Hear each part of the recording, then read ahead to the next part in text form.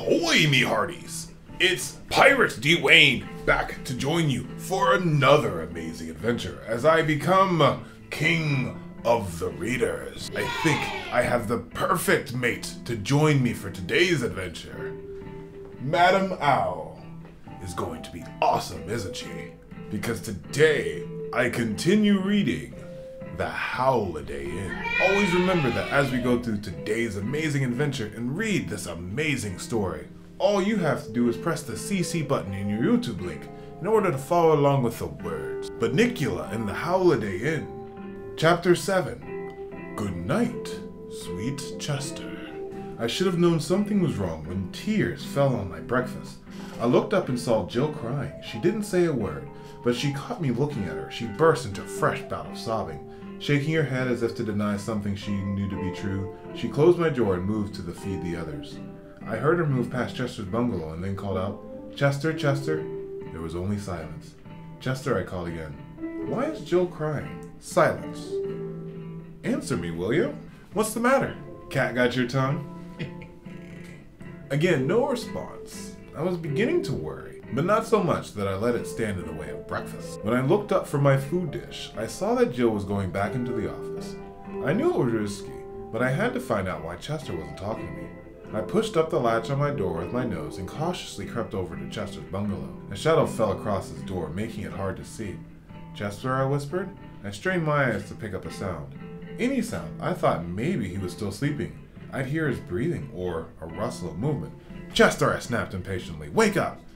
But then my eyes adjusted to the shadowy silence before me, and I held my breath when I realized the truth. Chester was gone.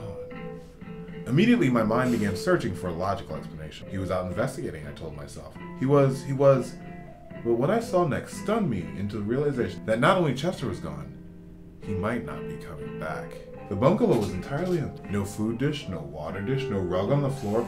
Only a rag of a mouse hanging limply by its neck suggested that the place had once been inhabited. I didn't know what to think then. I stood there, useless as a fire hydrant in a town without dogs, and felt tears welling up in my eyes. "Oh, Chester," I thought, "why didn't I listen to you?" I was so tired I fell asleep right away. And then this happened. It was my fault. Feeling thoroughly miserable, I turned my head away, and then I saw them. All the guests at Chateau Bow Wow, their nose pressed against the fronts of their bungalows, were watching me. Their silent vigil reminded me of the scene the night before. I saw their eyes, the same look I'd seen when they stared at Chester, accusing him wordlessly of what?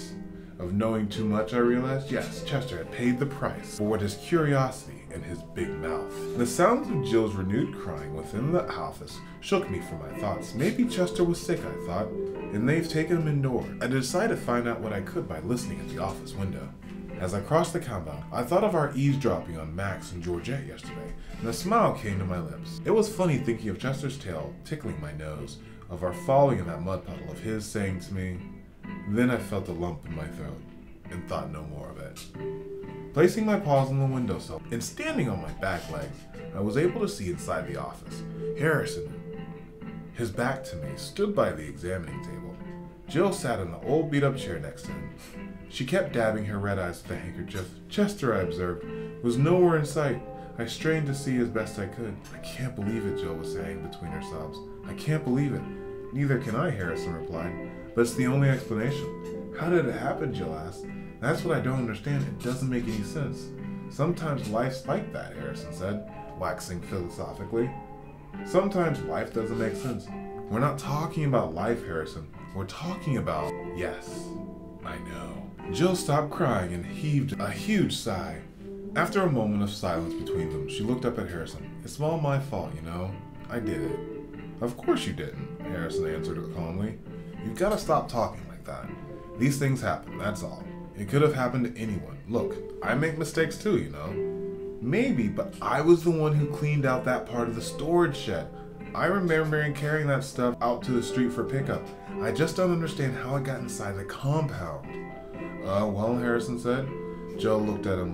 "What?" she asked. "Nothing," Harrison answered quickly, his eyes flattening nervously from side to side.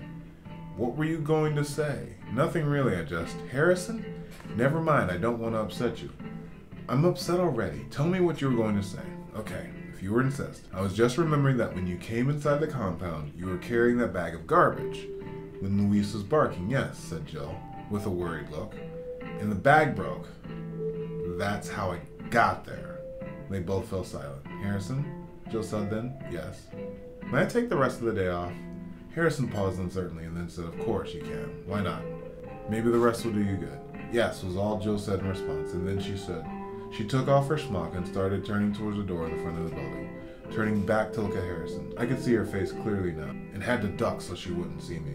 How could it have gotten into Chester's food? Just tell me that. This is the first I'd heard Chester's name, and I felt my stomach tighten. How could what have gotten into Chester's food? I listened carefully. I don't know, Harrison replied. All I know is that I found a container near his bungalow, and when I tested it as food, poison? Poison. Poison. The word went through me like an arrow. Jill spoke again, and now he's gone. Yes, said Harrison. May I see him? Jill asked. Harrison stepped toward her. He put his arms out so to take her shoulders. Why upset yourself anymore? He asked. I'll take care of everything. And Dr. Greenbrier? I'll call him. Don't worry. Just go home and rest. What happened then, I don't know. I dropped from the windowsill, no longer caring about anything I might hear or see. I heard quite enough. Slowly I stumbled back to my bungalow. Everyone may have been watching me, but I have no recollection of anything except the lump in my throat growing larger with every step I took. And then the thought that my best friend in the world was gone, poisoned, all because he knew too much. Back inside my bungalow, I curled up as tight as I could and fell into a deep, deep sleep. Oh wow, that was a very crazy adventure. What did you think, Madam Owl? I like that part too. We'll see you on the next time, okay? And we'll see you next time here with Pirate Dwayne as I search to become King of the Readers. Thank you for joining me, and I can't wait to see you on the next adventure. Bye.